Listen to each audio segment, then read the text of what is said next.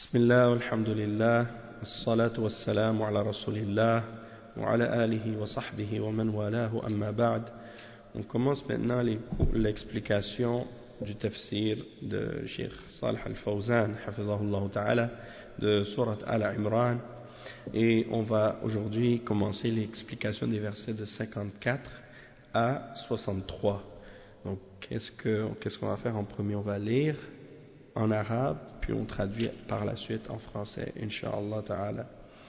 Donc, pour commencer, le verset 54, Allah subhanahu wa ta'ala, il dit, قال الله سبحانه وتعالى ومكروا ومكر الله والله خير الماكرين إذ قال الله يا عيسى إني متوفيك ورافعك إلي ومطهرك من الذين كفروا وجاعل الذين اتبعوك فوق الذين كفروا إلى يوم القيامة ثم إلي مرجعكم فأحكم بينكم فيما كنتم فيه تختلفون فأما الذين كفروا فأعذبهم عذابا شديدا في الدنيا والآخرة وما لهم من ناصرين وأما الذين آمنوا وعملوا الصالحات فيوفيهم أجورهم والله لا يحب الظالمين ذلك نتلوه عليك من الآيات والذكر الحكيم إن مثل عيسى عند الله كمثل آدم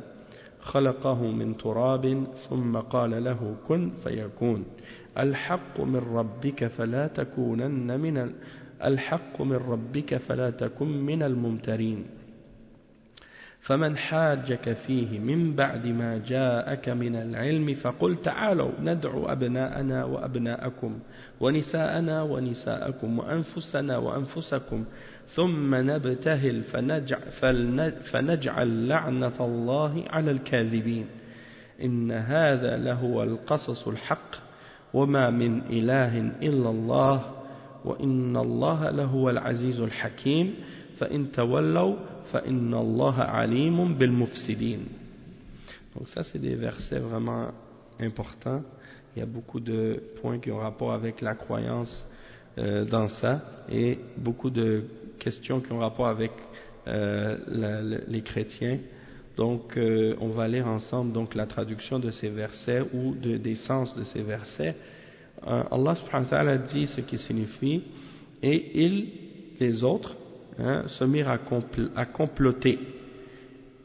Allah a fait échouer leur complot, et c'est Allah qui sait le mieux leur machination. Rappelle-toi, ô Muhammad, quand Allah dit, ô Jésus, certes, je vais mettre à fin ta vie terrestre, t'élever vers moi, te débarrasser de ceux qui n'ont pas cru, et mettre jusqu'au jour de la résurrection ceux qui te suivent au-dessus de ceux qui ne croient pas. Puis c'est vers moi que sera votre retour, et je jugerai entre vous ce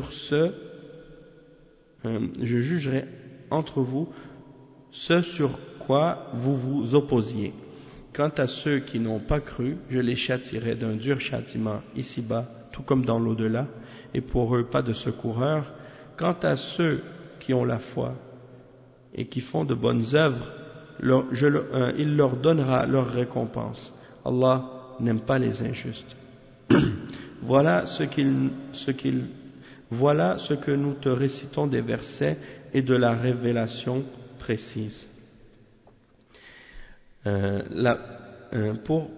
Pour Allah, Jésus est comme Adam, qu'il a créé de poussière. Puis il dit sois, et il fut. Puis il lui dit sois, et il fut. La vérité vient de ton Seigneur, ne sois donc pas du nombre des sceptiques.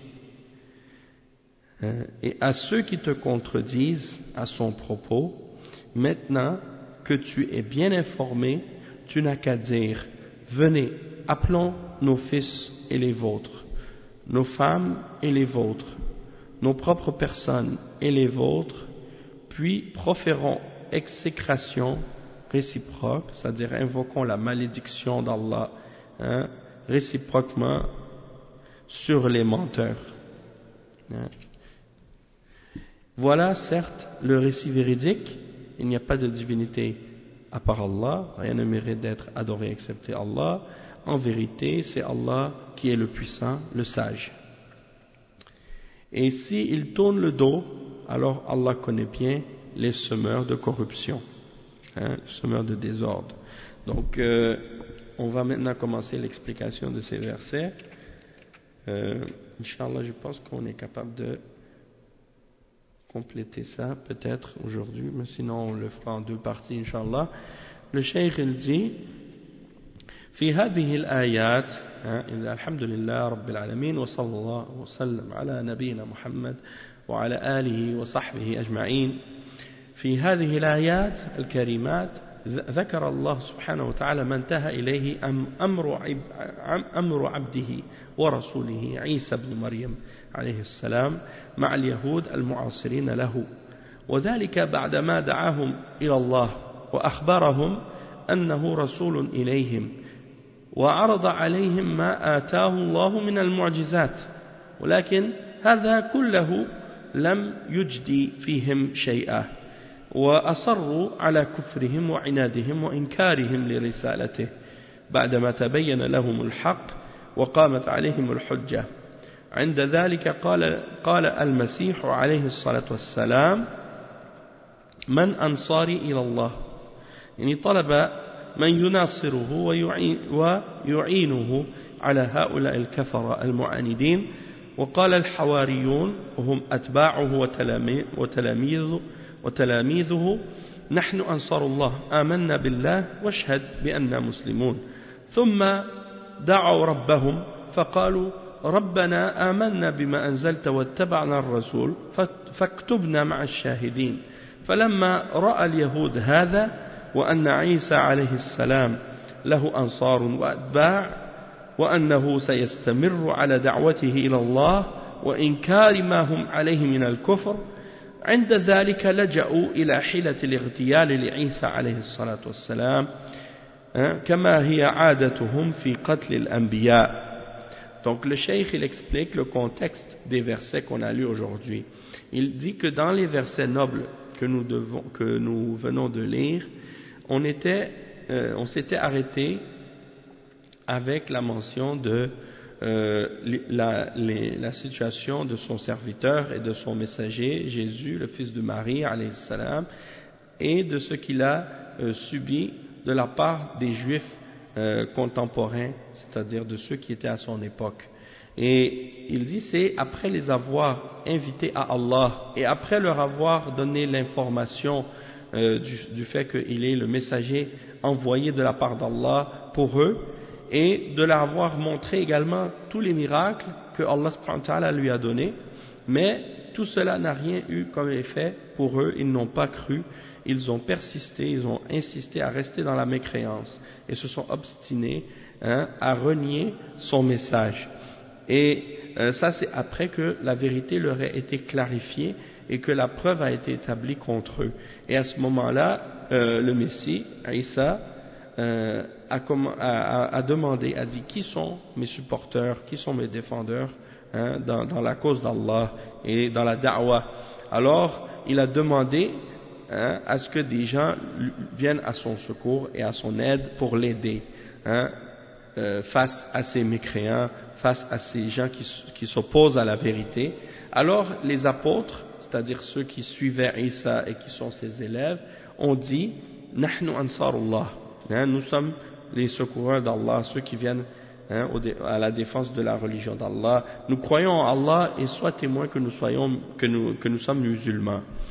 C'est-à-dire, ils ont accepté la foi et l'islam, et donc ils vont défendre et supporter Isa ibn Maryam contre les opposants. Et donc ils ont fait une invocation à Allah subhanahu wa ta'ala, et ils ont dit dans cette invocation: notre Seigneur, nous croyons en ce que tu as fait descendre, en ce que tu as révélé, et nous avons suivi le messager. Alors écris-nous parmi les témoins. Et lorsque les Juifs ont vu ça, ils ont vu que Isa alayhi salam, il avait des supporters, il avait des gens qui le suivaient parmi les fidèles et les croyants, et qu'il allait continuer dans sa da'wah, continuer à inviter à Allah subhanahu wa ta'ala, et continuer à condamner la mécréance sur laquelle ils sont, eh bien ils se sont réfugiés dans les ruses, hein. Ils se sont réfugiés dans les ruses pour essayer de porter atteinte à Isa et attaquer Isa, hein, pour essayer de s'en débarrasser, de le tuer en fait. Et ça c'est leur habitude, puisqu'ils ont tué nombreux prophètes avant lui. Donc le cheikh il dit وَمَكَرُوا, et donc il cite la suite du verset, les versets qu'on a commencé à lire aujourd'hui. وَمَكَرُوا وَمَكَرَ اللَّهُ أي مكر اليهود بعيسى عليه السلام ومكر الله بهم لأن الجزاء من جنس العمل. والمكر هو إيصال الأذى بغير حق إلى الغير بطريق خفي لا يشعر به أو لا يشعر به. وهذا هو مكر المخلوقين أنهم يمكرون بغيرهم، بمعنى أنهم يدبرون له الأذى ويدبرون له المكائد الخفية أو خفية، يدبرون له المكائد خفية، ولكن الله لا يخفى عليه شيء، فالله سبحانه مكر بهم، بمعنى أنه سبحانه دبر لهم أمرا لا يقع في حسبانهم فلا يعرفونه، فدبر لعيسى عليه السلام أمرا خفيا نجاه به من مكرهم. والمكر من الله سبحانه وتعالى محمود لأنه عدل منه سبحانه، أما المكر من المخلوق فإنه مذموم لأنه ظلم وعدوان بغير حق. فرق بين مكر المخلوق ومكر الخالق سبحانه وتعالى. ولهذا قال والله خير الماكرين، أي إن مكره ليس كمكر المخلوقين الذين يظلمون الناس ويسرون لهم العداوة والانتقام، بل مكر الله عز وجل مكر محمود لأنه عدل منه سبحانه وتعالى وعقوبة لمن يستحق العقوبة. Donc le cheikh il explique que Allah subhanahu wa ta'ala a dit ensuite ce qui signifie et ils ont fait des complots, ils ont comploté et Allah a comploté contre eux également. Donc les juifs ont essayé de ruser contre Isa ibn Maryam, alayhi salam, et ils ont fait un complot contre lui. Et il dit le cheikh que Allah subhanahu wa ta'ala il ruse contre ceux qui complotent. Il ruse contre ceux qui complotent parce que la rétribution correspond à l'œuvre ou à l'action. Celui qui fait du mal, il récolte le mal. Celui qui fait du bien, il récolte le bien. Celui qui ruse contre les croyants, Allah ruse contre eux. Donc c'est par rapport à la rétribution qu'ils méritent. Et le cheikh explique que la définition de la ruse, ou qu'est-ce qu'on appelle en arabe al-makru, makr, c'est de faire atteindre ou de faire parvenir plutôt le mal de façon injuste et de manière subtile, qui est comme si on s'en aperçoit pas. C'est-à-dire que le mal il vient sur toi, il te touche sans que même tu réalises et sans que tu t'en aperçois. Et le cheikh il dit c'est ça le complot, c'est ça le ruse. Et ça, c'est la définition quand on parle de la ruse de la part des créatures elles-mêmes, lorsqu'elles font une ruse ou un complot à d'autres parmi les êtres humains, parmi les créatures. Ça, c'est la définition de al-makr. C'est-à-dire qu'ils font des calculs et ils s'arrangent pour essayer de faire parvenir ou de faire atteindre le mal à certaines personnes en utilisant des ruses et toutes sortes de manières subtiles et cachées, des plans secrets, cachés, pour arriver à faire du tort à des gens. Mais tous ces complots-là qui sont faits en secret ne sont pas secrets pour Allah.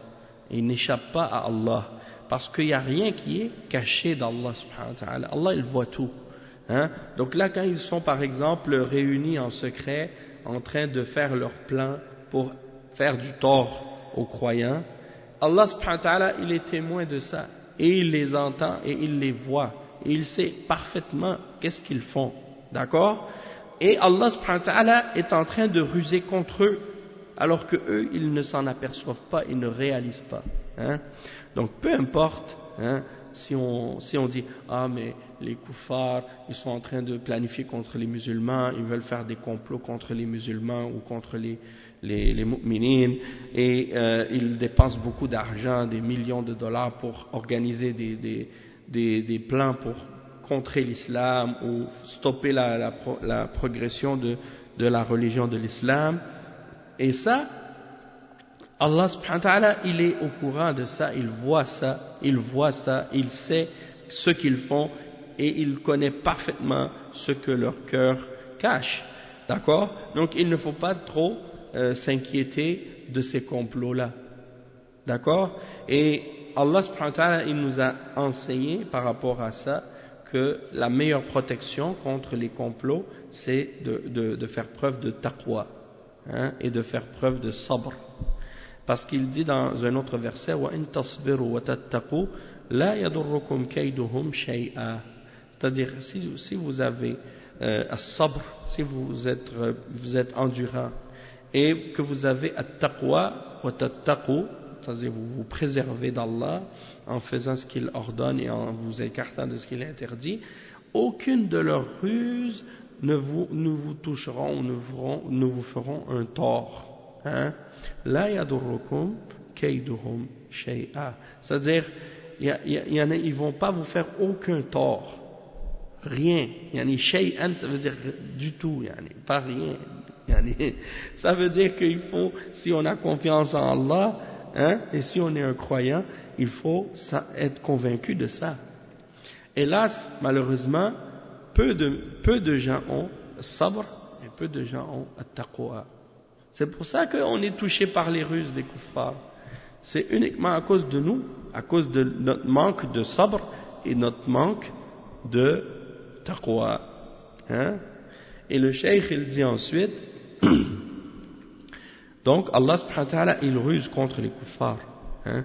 Dans le sens que Allah subhanahu wa ta'ala calcule et c'est-à-dire qu'il prépare quelque chose que eux, ils n'ont même pas calculé. Hein? Et ils ne le savent pas. Et il fait en sorte que leur ruse et leur complot retombent contre eux-mêmes. Allah subhanahu wa ta'ala dit dans un autre verset justement, dans Surat Fatir, وَلَا يَحِيقُ الْمَكْرُ السَّيِّئُ إِلَّا بِأَهْلِهِ إِلَّا بِأَهْلِهِ. Ça veut dire que le complot mauvais, ceux qui complotent le mal, eh bien ça ne touche que ceux qui l'ont fait eux-mêmes, en réalité. Donc, le cheikh, il explique que ces gens-là, ces kuffars, ils ont essayé de faire des complots contre Isa, contre Jésus, alayhi salam. Et ils ont préparé quelque chose de secret, mais Allah subhanahu wa ta'ala l'a sauvé de leur complot. Et Allah subhanahu wa ta'ala, quand il fait un complot ou quand il ruse contre des gens, c'est toujours louable.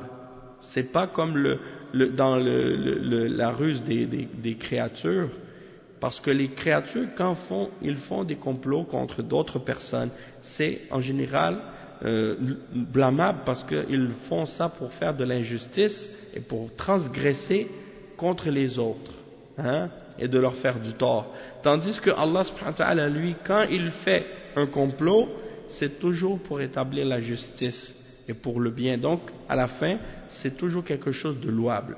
Hein? Et le cheikh, il dit donc, il y a une différence entre le complot des créatures, quand ils font des complots entre eux, et le complot fait par le Créateur. Hein? Et c'est pour ça que Allah subhanahu wa ta'ala dit dans le verset, Wallahu khayrul makirin. Allah subhanahu wa ta'ala est le meilleur des comploteurs. C'est dans le sens que son complot, il n'est pas comparable au complot des créatures, puisque les créatures font de l'injustice et ils font des secrets pour transgresser et se venger des autres, alors que Allah subhanahu wa ta'ala, lui, son complot et ses ruses sont louables parce que c'est dans le but d'établir la justice et pour punir ceux qui méritent la punition et le châtiment. Et le cheikh dit ensuite ومكرهم بعيسى عليه السلام هو أنهم ذهبوا إلى ملك من الكفرة من المشركين فوشوا بعيسى فوشوا بالمسيح عليه السلام وقالوا إن هذا الرجل يريد أن يفسد عليك ملكك ويؤلب عليك الناس. عند ذلك غار هذا الملك الظالم على ملكه وخاف من هذا الرجل الذي وصفوه له بغير صفته الحقيقية. وعند ذلك أرسل هذا الملك فرقة لقتل المسيح عليه الصلاة والسلام فجاءوا إلى رسول الله عيسى بن مريم عليه السلام هو وحواريوه في غرفة وحاصروه ودخلوا عليه يريدون قتله فالله مكر بهم وألقى شبه المسيح على رجل من الحاضرين حتى صار كأنه المسيح. قيل إن هذا الرجل هو من الكفرة المعتدين وقيل إنه أتباع المسيح. قال له المسيح يلقى عليك شبهي فتقتل فتدخل الجنة فقبل ذلك. Donc le cheikh explique le contexte du complot, comment Allah subhanahu wa ta'ala a rusé contre les kuffars qui ont rusé contre Isa alayhi salam. Donc il dit le cheikh que les kuffars parmi les juifs ont voulu ruser contre Jésus, le fils de Marie, et la ruse qu'ils ont fait c'est quoi? C'est qu'ils sont allés voir un roi parmi les rois des kuffars, les Romains. Ils disent dans l'histoire que c'était Hérode, le roi Hérode. Donc ils sont allés le voir pour en réalité essayer de faire des problèmes à Jésus, al-Masih alayhi salam. Et ils ont dit, cet homme, il veut corrompre ton royaume. Et il veut faire en sorte que les gens se révoltent contre toi. Il veut soulever les gens contre toi. Alors ce roi injuste a été pris de jalousie et de rage pour son royaume, et il a eu peur que cet homme, ce prophète, qui a été décrit d'une manière qui est contraire à la réalité, se révolte contre lui, ou soit une source de révolte et de trouble. Alors il a envoyé des hommes, un groupe d'hommes, pour tuer Jésus, le Messie, alayhi salam. Et donc ils sont arrivés à l'endroit où le messager d'Allah, Jésus, fils de Marie, se trouvait ainsi que ses apôtres, dans un endroit, dans une pièce ou une maison où ils étaient, et ils l'ont encerclé, et ils sont rentrés pour le tuer. Et la ruse que Allah a fait contre eux, c'était quoi? C'est que Allah subhanahu wa ta'ala a mis sur un des hommes qui était présent à cet endroit-là la ressemblance de Jésus le Messie. Et certains savants ont dit que cet homme sur lequel cette ressemblance a été placée, c'était un parmi justement les traîtres, les mécréants, parmi les transgresseurs. Donc pour le punir, Allah lui a donné la ressemblance de Isa, et c'est lui qui a été attrapé à la place de Jésus et qui a été puni à sa place.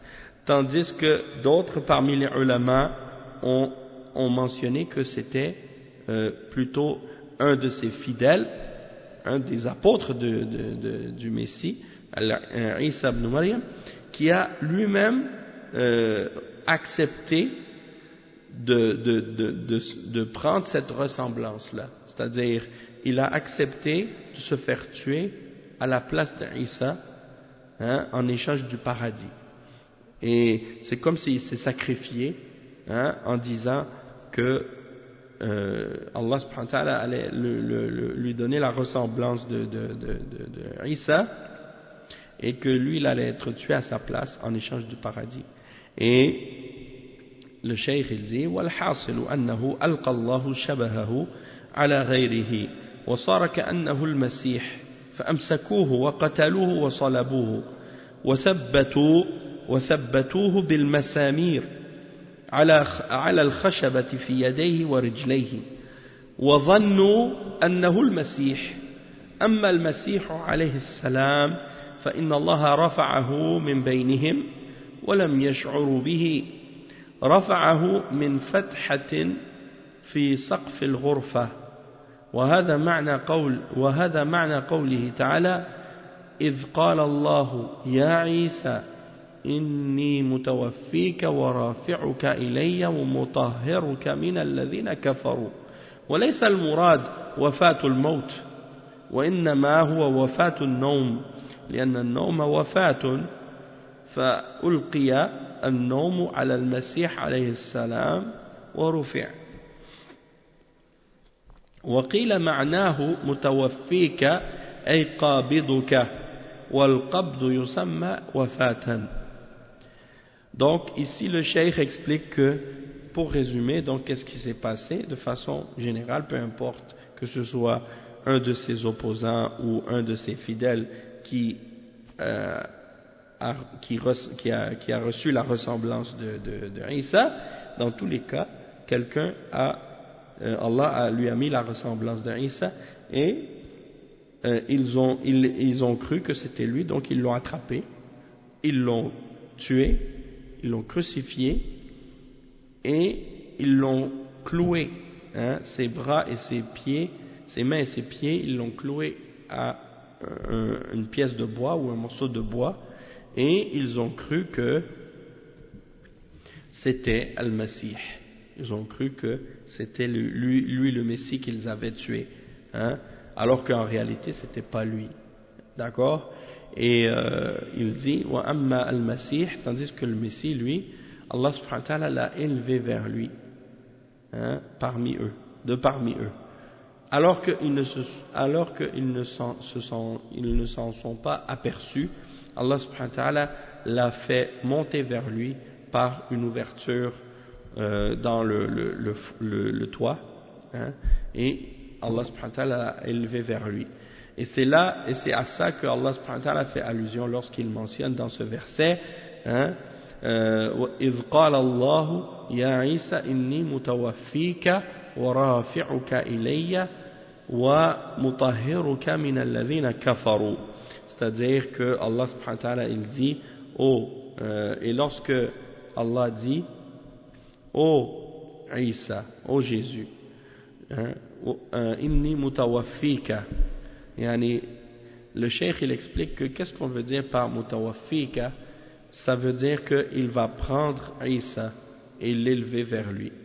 Il dit que soit que mutawaffika ça veut dire qabiduka ça veut dire te prendre, ou bien mutawaffika dans le sens que il va te faire dormir, parce que al-wafat ça peut vouloir dire la mort, et ça peut aussi vouloir dire le sommeil, parce que Allah subhanahu wa ta'ala dit dans Surat Fatir Allahu yatawaffa al-anfusa hina mawtiha wallati lam tamut fi manamiha fayumsiku allati qada alayha al-maut wa yursilu al-ukhra ila ajalin musamma. Donc ça veut dire que dans le verset, ça c'est dans Surat j'ai dit c'était dans Surat Fatir, non c'est pas dans Surat Fatir, c'est dans Surat Az-Zumar. Oui, donc dans ce verset dans Surat Az-Zumar, Allah subhanahu wa ta'ala il dit, je vais vous lire la traduction. Allah subhanahu wa ta'ala reçoit les âmes au moment de leur mort, ainsi que celles qui ne meurent pas au cours de leur sommeil. Donc c'est comme s'il a appelé al-wafat. Al-wafat ça peut désigner la mort, et ça peut aussi désigner le sommeil. C'est pour ça qu'ils disent que le sommeil c'est comme la petite mort. Pourquoi? Parce que quand tu dors, tu n'es pas conscient de ce qui se passe autour de toi, et tu n'entends pas, tu ne vois rien, donc c'est comme une mort. Hein. Et donc il dit, il retient celle à qui il a décrété la mort, tandis qu'il renvoie les autres, c'est-à-dire ceux qui dorment, il renvoie leur âme jusqu'à un terme fixé.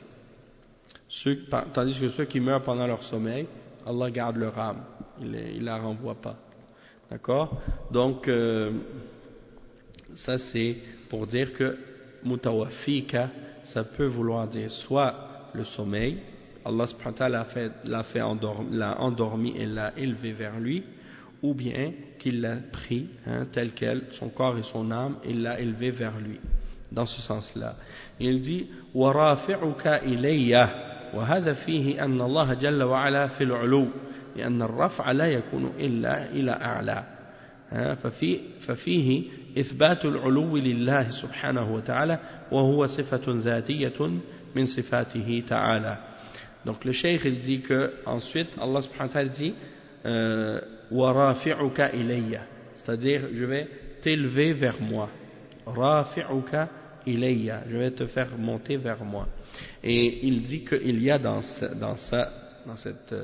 parole-là la preuve que Allah subhanahu wa ta'ala est dans les hauteurs et qu'il est au-dessus de la création et qu'il est élevé.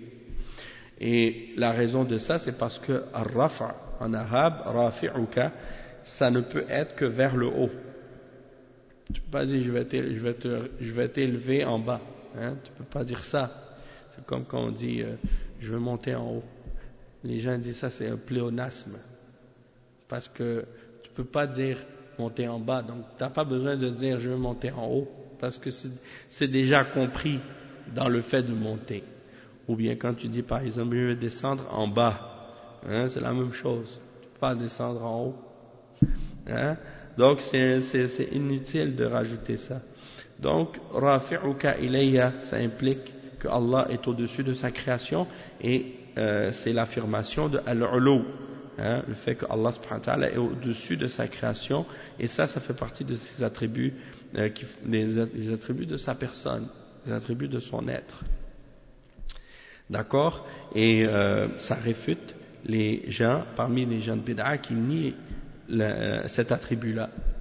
Il y en a parmi les gens de bid'a comme les Asha'ira et les Mu'tazila qui disent non, Allah il n'est pas au-dessus de sa création, il est partout, hein, ou bien ils disent il est nulle part, hein, et ça c'est une bid'a parmi les bid'a et c'est même une parole de kufr en réalité parce que Allah subhanahu wa ta'ala il nous a fait savoir dans la révélation qu'il est au-dessus de son trône, il s'est élevé au-dessus de son trône, hein, et qu'il est au-dessus de toute sa création.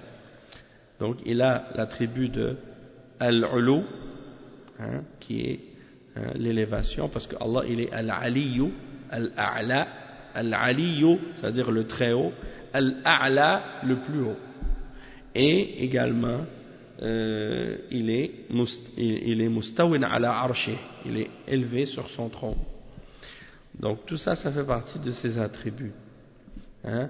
Et les gens de la sunna affirment ça et ils croient en cela tel que cela convient au tout miséricordieux, au tout puissant, et ils l'affirment d'une manière qui correspond à sa grandeur, à sa perfection et à sa majesté.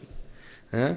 Et le cheikh il dit ensuite وهذا شرف لعيسى عليه السلام أنه يرفع إلى الله سبحانه وتعالى وحماية لعبده ورسوله وهذا هو المكر الذي دبره الله سبحانه وتعالى من حيث لا يشعرون.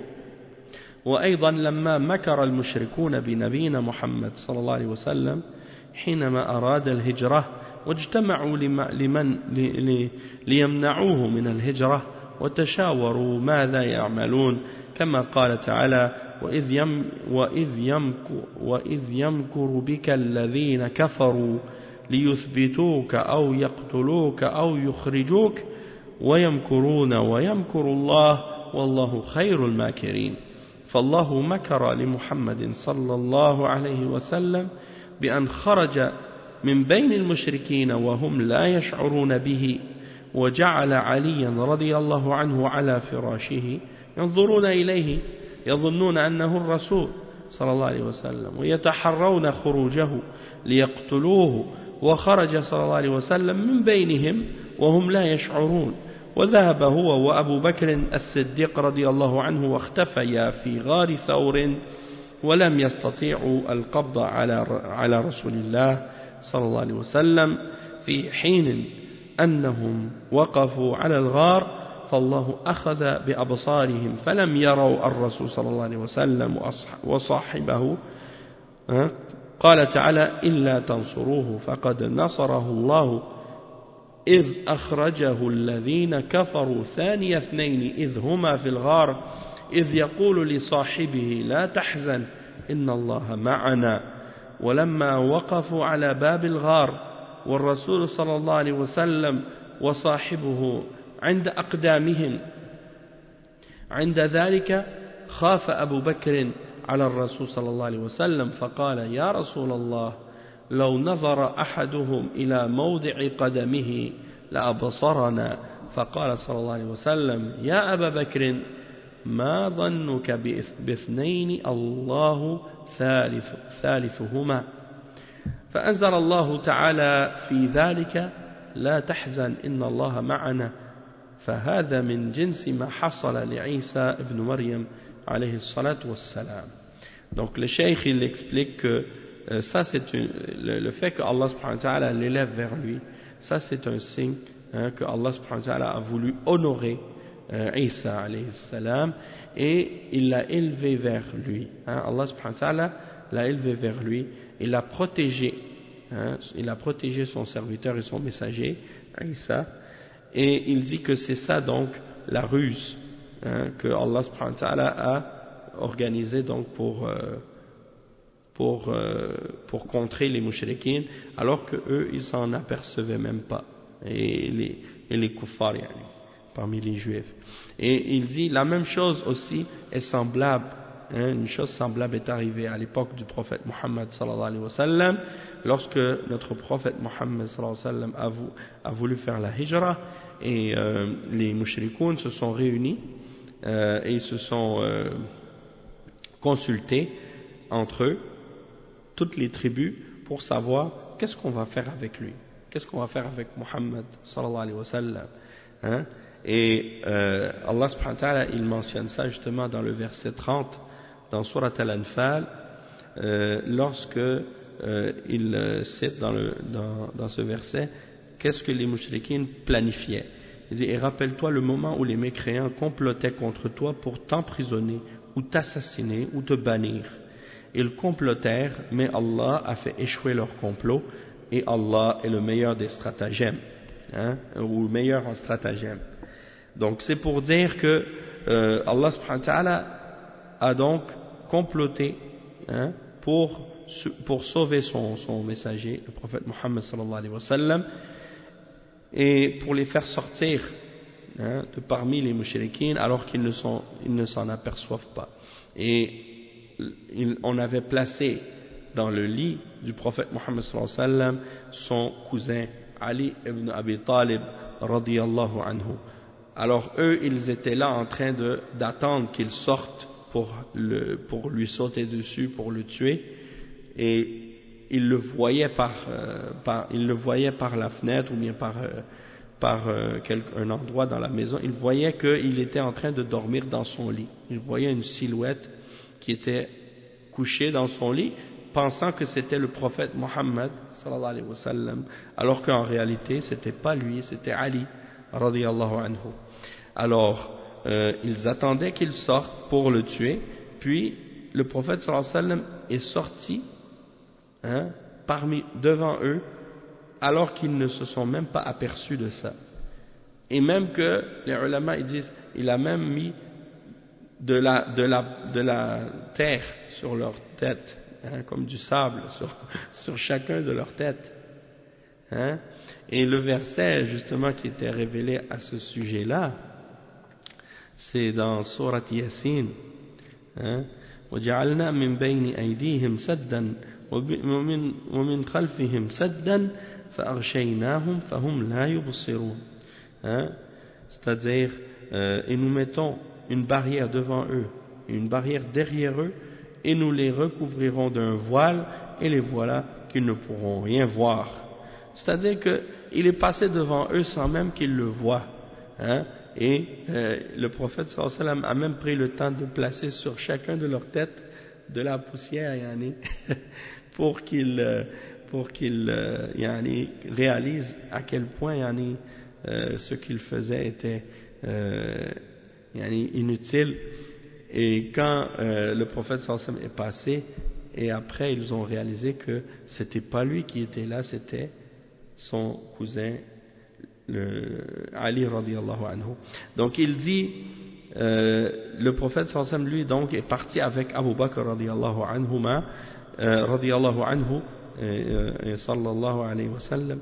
Donc ils se sont cachés dans une grotte quelque part au nord de Médine. Puis les mouchriquines l'ont suivi et ils sont arrivés jusqu'à l'entrée de cette grotte. Et ils regardaient à l'intérieur pour voir, et le prophète sallallahu alayhi wa sallam était juste là avec son compagnon Abu Bakr. Juste, il dit, s'ils regardaient à l'endroit de leurs pieds, ils l'auraient vu. Hein? Et Allah subhanahu wa ta'ala a fait en sorte qu'ils ne le voient pas. Et Allah subhanahu wa ta'ala, il a même révélé un verset à ce sujet-là, puisque Abu Bakr radiyallahu anhu, il disait, ô messager d'Allah, si l'un d'entre eux regardait à l'endroit où son pied se trouve, il nous voirait, hein, il nous aurait vus. Et Allah subhanahu wa ta'ala a révélé le verset à ce sujet-là dans Surat Tawbah, le verset 40. Je vais lire le verset en question.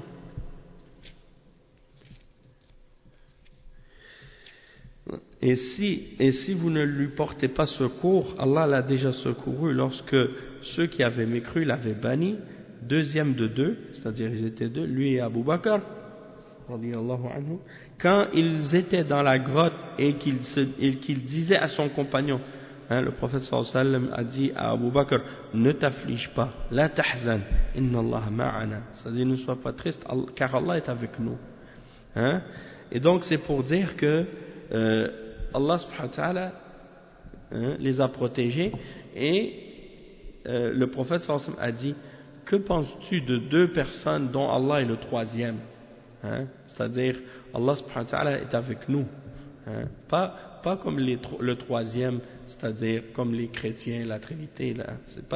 C'est pas ça qu'il dit ici. Il explique dans le sens que Allah subhanahu wa ta'ala est avec nous, c'est-à-dire dans le sens qu'il nous protège, il nous observe, il nous supporte, il nous aide. Hein, c'est dans ce sens-là. Et donc, ici c'est un peu dans la même catégorie que ce que Allah subhanahu wa ta'ala avait donné comme aide à son prophète et son messager, Jésus, le fils de Marie, alayhi salam.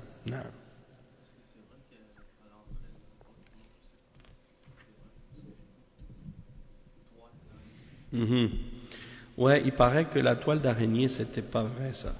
Il paraît que la toile d'araignée, c'était rapporté, mais c'est pas authentique. Ouais, c'est ça. Donc, ça fait partie des choses qui ont été mentionnées. Je pense que dans le film qu'ils ont fait sur la vie du prophète sallallahu alayhi wa sallam, il y avait ça, mais ça fait partie des choses qui sont fabriquées. Ouais. Naam. Allahu a'lam. Et même ce film-là en question, là, le comité des grands savants, et ainsi que même l'assemblée des savants même dans le monde entier, ils avaient fait, au moment où ce film-là a été filmé, ils ont tous condamné, même interdit la production de ce film. Le film qui s'appelle Le Messager. Oui. Et oui, les savants de l'islam dans le monde entier ont tous été contre la production de ce film. Surtout qu'on sait qu'à l'intérieur, même s'ils n'ont pas filmé la personne du prophète sallallahu alayhi wa sallam, mais ils ont filmé malgré tout la représentation de certains compagnons du prophète sallallahu alayhi wa sallam, et ça bien entendu c'est interdit, surtout que dans le rôle de certains d'entre Sahaba, il y a eu même des acteurs kuffars, hein, oui, comme Anthony Quinn et d'autres. Donc de représenter les Sahaba de cette manière, c'est un grand manque de respect. Et c'est un grand mensonge. Surtout que certains d'entre eux qui sont des musulmans et qui jouent des rôles de mouchriquins, et qui montrent toutes sortes d'images, de choses haram. Donc, tout ça c'est contraire à l'islam. D'accord? Et les Sahaba et les ulama de l'islam, ils n'ont jamais utilisé ce genre de choses pour faire de la da'wah ou pour enseigner l'islam aux gens. Et ça fait partie plutôt de la culture des Grecs et des Européens de faire des représentations comme ça par des pièces de théâtre et des films pour essayer de donner des leçons ou bien pour enseigner les gens, alors que la méthode dans l'islam pour enseigner, ça n'a jamais été par ce genre de choses. Hein? Les ulama, c'est pour ça qu'ils considèrent le théâtre et le cinéma comme faisant partie des exemples de mensonges. Hein? Tandis que parmi les hizbiyin, par exemple, tu trouves que chez les ikhwan, par exemple, ils font des pièces de théâtre, ils font des choses comme ça, puis ils prétendent que ça c'est pour la da'wah. Hein? Donc tu vois qu'un d'entre eux il se déguise en bonhomme rouge avec des cornes et une fourche, et puis il prétend qu'il est le shaitan, hein? Et alors qu'il est musulman, tu vois, hein? Et d'autres qui jouent le rôle d'un musulman qui fait des péchés alors que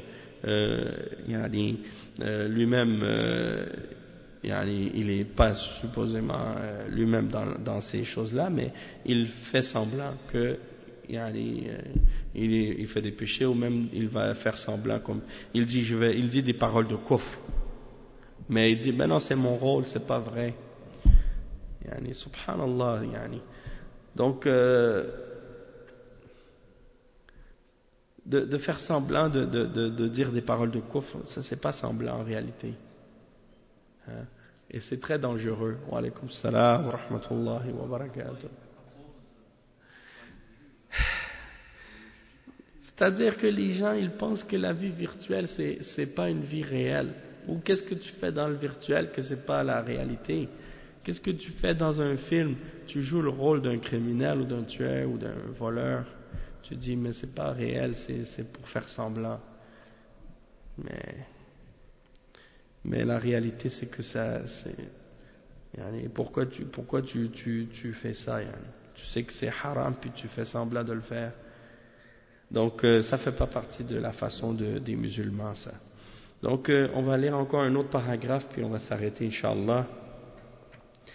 Le cheikh dit, وَرَفَعَ الْمَسِيحِ إِلَى السَّمَاءِ ورفع المسيح إلى السماء أمر متواتر أو نعم متواتر أو متواتر ici متواتر je crois. وأنه رفع وهو حي لم يمت وأنه سينزل في آخر الزمان. قال تعالى وإنه لعلم للساعة، أي المسيح عليه السلام، وفي قراءة لعلم الساعة، أي نزوله في آخر الزمان من علامات الساعة. الله رفعه إلى السماء وبقي حيا إلى أن ينزل في آخر الزمان فيقتل الدجال ويكسر الصليب أو يكسر الصليب ويقتل الخنزير ويضع الجزية ولا يقبل إلا الإسلام الذي جاء به محمد صلى الله عليه وسلم ويحكم بشريعة محمد صلى الله عليه وسلم ثم بعد ذلك يتوفاه الله كغيره من الناس. قال تعالى وإن من أهل الكتاب إلا ليؤمنن به، أي بالمسيح عليه السلام قبل موته، أي قبل موت المسيح، وذلك في آخر الزمان فإنهم يؤمنون به ولا يبقى هناك من يكفر بالمسيح عليه السلام ويوم القيامة يكون عليهم شهيدا. فالوفاة بالموت إنما تكون للمسيح عليه السلام في آخر الزمان بعد نزوله من السماء لقتل الدجال وإعلاء كلمة الله والحكم بدين الإسلام، وحينئذ يؤمن به أهل الكتاب وإن من أهل الكتاب إلا ليؤمنن به قبل موته. Donc ici le cheikh il explique que Allah subhanahu wa ta'ala a donc fait monter le Messie fils de Marie vers lui, vers les cieux, il l'a élevé vers lui, et ça c'est une chose qui est rapportée de manière mutawatir, c'est-à-dire qu'il y a un très très très grand nombre de rapporteurs qui l'ont mentionné, et que cela ne peut donc pas être douté ou remis en question. Et il dit ensuite que Allah subhanahu wa ta'ala dit wa annahu rufi', donc il a été élevé. Le cheikh il dit que Isa il a été élevé alors qu'il était vivant, il n'était pas mort, d'accord, et qu'il va redescendre sur terre vers la fin des temps. Donc Isa alayhi salam, avant la fin des temps, il va redescendre. Et Allah subhanahu wa ta'ala dit dans Surat Az-Zukhruf, le verset 61, wa innahu la'ilmun lis-sa'ati, c'est-à-dire que Al-Masih, comment ils l'ont traduit, je vais vérifier. Oui, Al-Masih. Non, c'est pas ça c'est pas le mot Messie que je veux savoir la traduction, c'est le mot la ilmun. Donc ici, ils l'ont traduit en disant wa innahu la ilmun. Bon, c'est ça. C'est dans le sens que c'est un signe, le verset 61 dans Surat Az-Zukhruf, c'est-à-dire que Allah subhanahu wa ta'ala, il dit dans ce verset-là, verset 61, dans Az-Zukhruf, ce qui signifie, et il sera un signe au sujet de l'heure, n'en doutez point. Donc ça veut dire que il va redescendre vers la fin des temps. C'est pour ça que Allah subhanahu wa ta'ala dit dans ce verset, il sera un signe pour la fin des temps. Et dans une autre lecture de ce verset, wa innahu la alamun, la alamun lis-sa'a. Donc alam ou ilm, dans les deux sens, ça veut dire le signe. C'est-à-dire que vers la fin des temps, ce sera un des signes. On dit que il y a des signes qui annoncent la venue du jugement dernier.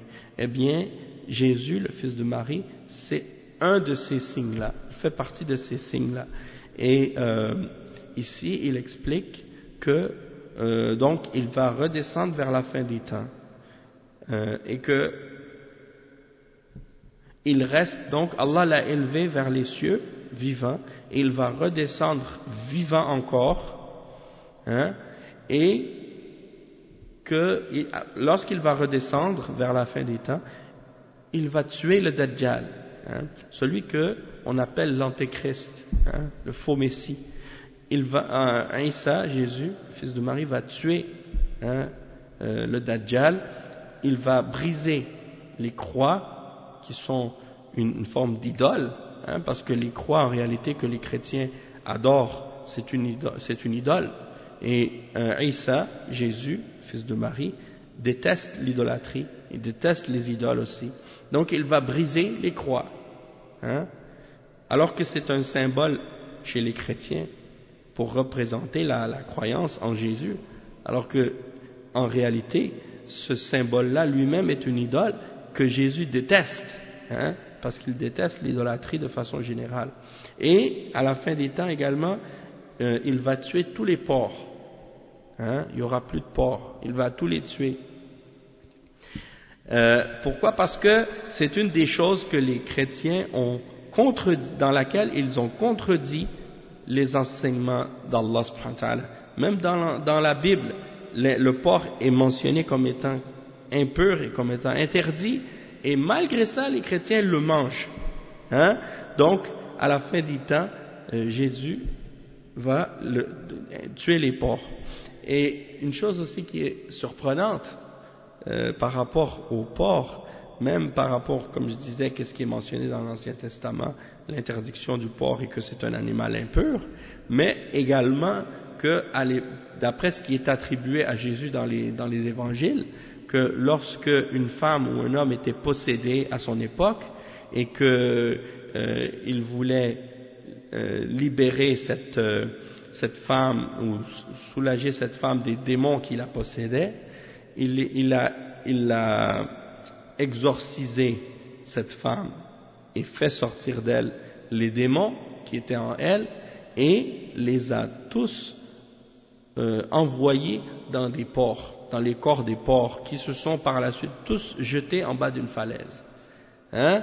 Donc si c'était pas un animal impur, hein, pourquoi il les a jetés ces démons-là dans des corps de porcs? Hein?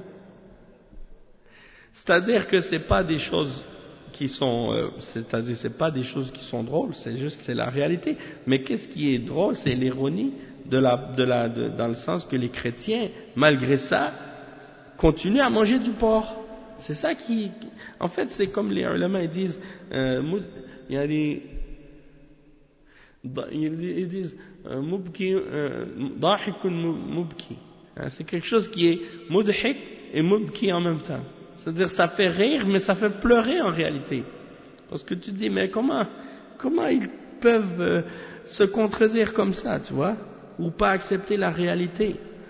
Et une autre chose que Isa alayhi salam va faire à la fin des temps, lorsqu'il va revenir, il va abolir la jizya. Il va abolir la jizya. C'est-à-dire que, actuellement, parmi les règles de la charia de l'islam, les musulmans ont l'obligation, lorsqu'ils ont la capacité, de faire le djihad fi sabilillah et d'inviter l'humanité à l'islam. Et quand les musulmans ont cette force, cette capacité, comme c'était enseigné dans le Coran et dans les hadiths du prophète sallallahu alayhi wa sallam, que quand ils arrivent devant un peuple, ils doivent les inviter premièrement à l'islam, et que s'ils refusent l'islam, alors ils doivent, si c'est des juifs ou des chrétiens, être offerts de payer la jizya. C'est une sorte de capitation, une somme d'argent qu'ils doivent donner pour pouvoir continuer à pratiquer leur fausse religion tout en vivant dans les terres de l'islam. Et s'ils acceptent de payer la jizya, de payer cette jizya, alors à partir de ce moment-là, ils ne vont plus être combattus. Hein? Ils vont être laissés en liberté et laissés pratiquer leurs fausses croyances et leurs fausses pratiques religieuses dans les limites dans lesquelles les musulmans vont s'entendre avec eux sur les limites de qu'est-ce qu'ils peuvent montrer et pratiquer, mais en échange de ça, ils doivent payer une somme d'argent comme une genre de taxe qu'ils doivent payer, ce qui fait partie de ce qu'on appelle en arabe al-jizya. Et le prophète sallallahu alayhi wa sallam a imposé la jizya aux juifs et aux chrétiens à son époque, d'accord? Et les sahaba l'ont fait aussi après lui. Donc ça fait partie de l'islam. Toutefois, s'ils refusent la jizya, alors dans ce cas-là, les musulmans doivent les combattre à ce moment-là, d'accord? Pour éliminer les barrières qui empêchent le message de l'islam d'atteindre la population et pour faire en sorte que ceux parmi eux qui ont l'intention et le désir de se convertir à l'islam ne soient pas gênés ou empêchés ou interdits à cause de leur système ou à cause de leur fausse religion ou de leurs dirigeants injustes.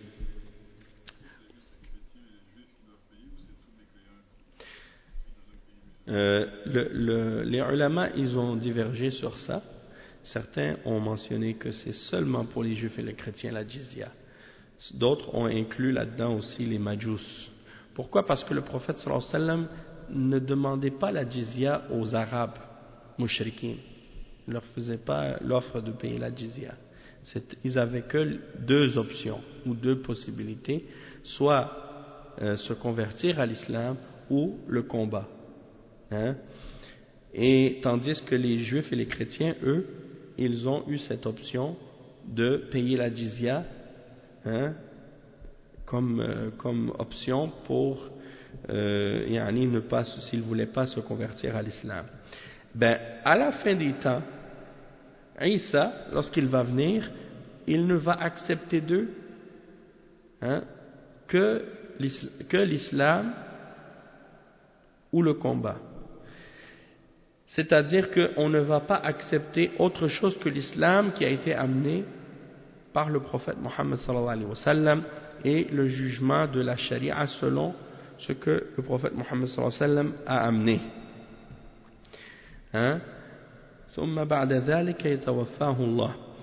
Donc c'est ça. Il va donc abolir cette jizya. Et il dit dans le verset 159 dans Surat An-Nisa, donc c'est ça, le cheikh il explique qu'après avoir fait ces actes-là, donc après avoir tué le Dajjal, brisé les croix, tué les porcs et abolir la jizya, il va mourir. Jésus, Isa ibn Maryam, il va mourir comme un être humain ordinaire. C'est-à-dire que il va mourir à ce moment-là, pas avant. C'est-à-dire que quand Allah l'a élevé aux cieux, il n'était pas mort. Contrairement à ce que disent les chrétiens, justement dernièrement ils ont fêté la Pâque, eh ben c'était l'idée chez eux que il est mort, puis le troisième jour il est ressuscité. D'accord? Donc ça c'est la fausse croyance des chrétiens. Dans l'islam, nous on dit non, il n'a pas été tué et il n'est pas mort, plutôt Allah l'a élevé aux cieux. Et à la fin des temps il va redescendre, comme on a dit.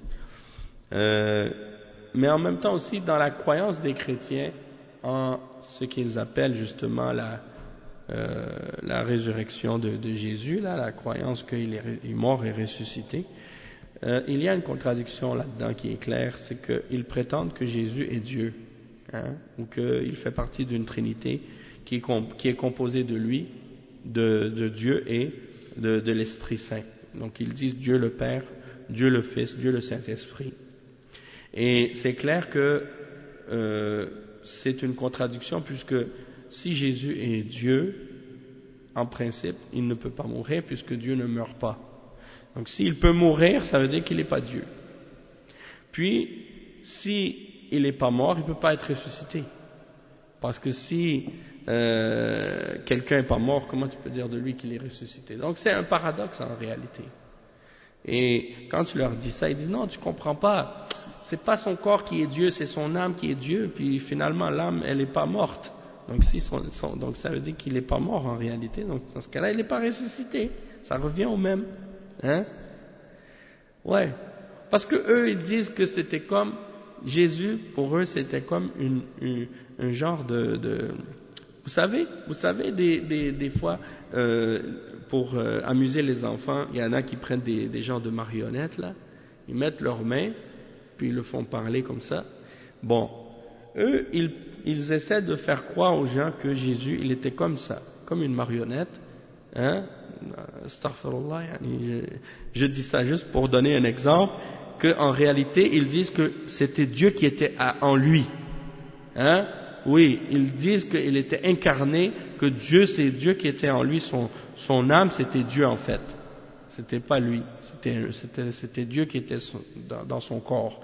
Puis, des fois, en fait, qu'est-ce qui est bizarre là-dedans, c'est que quand tu leur montres des passages dans la Bible qui montrent que Jésus, il dit par exemple qu'il ne sait pas quelque chose, ou qui montrent que, comme si, quand on lui dit, bon maître, que dois-je faire pour avoir la vie éternelle? Il répond, il dit, ne m'appelle pas bon, seulement Dieu est bon. Ou des exemples comme ça, quand on lui demande quand est-ce que sera l'heure du jugement dernier, il dit je ne sais pas l'heure, seulement Dieu sait l'heure. Ils disent, quand il disait ça, c'était dans les moments qu'il était homme. Il y a des moments où il était Dieu, d'autres moments où il était homme. Donc tu vois qu'il joue avec l'affaire.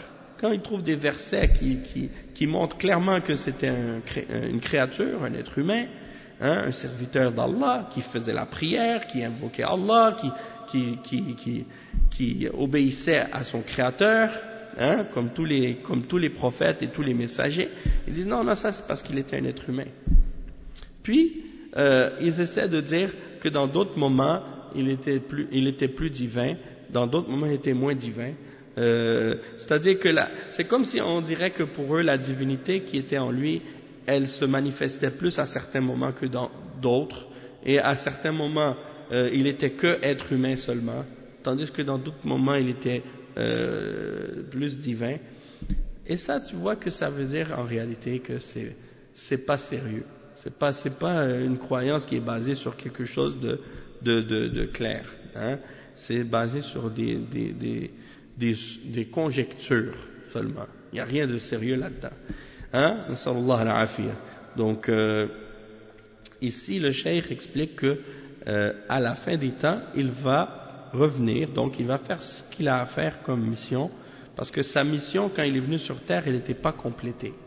Allah l'a élevé jusqu'en haut des cieux. Quand il va redescendre, il va terminer les choses qu'il avait à terminer. Hein, et il va suivre la charia du prophète Muhammad sallallahu alayhi wa sallam, parce que il est venu dans la période de ce prophète-là, de ce messager-là. Donc il va suivre la charia de Muhammad sallallahu alayhi wa sallam, puis après il va mourir.